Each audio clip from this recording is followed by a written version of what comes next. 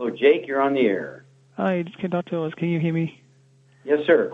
Okay, thank you so much for taking my call, and thank you for all your work. Yeah, you did for everybody. It's really awesome. Well, you're very kind. Thank you. I have two questions. I have my sister that have a skin condition, and I want to know if you can help her. Okay, what's the name of the skin condition?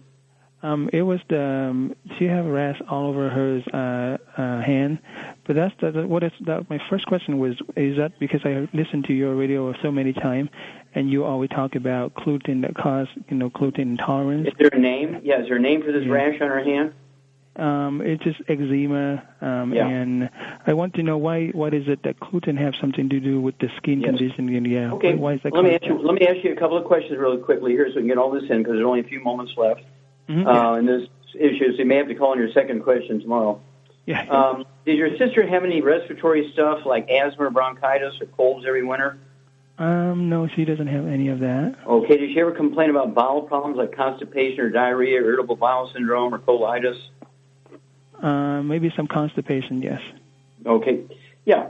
And so she has a gluten intolerance. If she's your blood sister, okay, that means that you also have a gluten intolerance, and it can be manifested in constipation, diarrhea, skin problems, asthma, bronchitis. It could be manifested as your appendix being taken out, that sort of thing.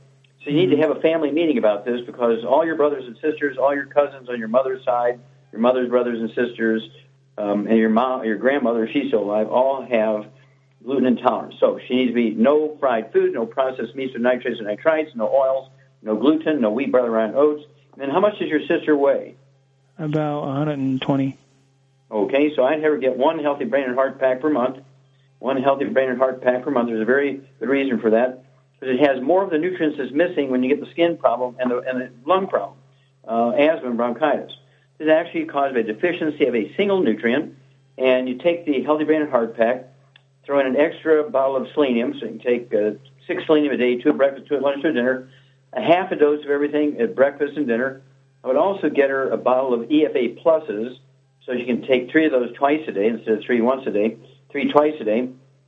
And then, gluten-free, that includes the dog, the cat, the bird, the fish, roommate, spouse, mother-in-law, renters, kids, grandma, anybody in the household who is eating gluten is going to cross-contaminate her. And so she has to be totally drop-dead gluten-free. All her friends do, all her relatives, because of cross-contamination in the laundry, the food preparation surfaces, the couches where they watch TV, the beds they sleep in together, all that kind of stuff has got to be cleaned up, and then she see results very quickly. Sometimes significant results as quickly as 2 weeks. Certainly within 2 months, she's going to see really, really wonderful results, but she's got to be gluten-free, drop-dead gluten-free, no wheat, barley, rye, or oats in any way, shape, or form. It's hidden everywhere. And anybody who has the symptoms, either direct or indirect symptoms of gluten intolerance, really should have a family meeting with everybody so everybody knows how important this is. And they all need to listen to a CD called Serial Killers, C-E-R-I-A-L. It's a contraction of the 2 cereal words. One cereal you eat for breakfast, and the other cereal is killers is somebody who kills people on a regular basis in the same fashion. And so we contracted those 2 words. And this is very easily to deal with. I've seen asthma go away in 2 weeks. I've seen dermatitis, eczema, and psoriasis go away in 2 weeks. And it has nothing to do with autoimmune. It's certainly nothing genetic, even though it appears familial. That's because everybody's eating the same foods. Everybody's taught to cook the same way by grandma. And grandma has it. She passes it on to her children.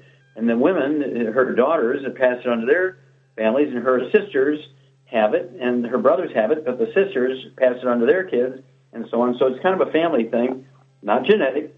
And it's one of those deals where if everybody gives up the bad stuff and supplements with the good stuff, it all goes away. It'll never fail.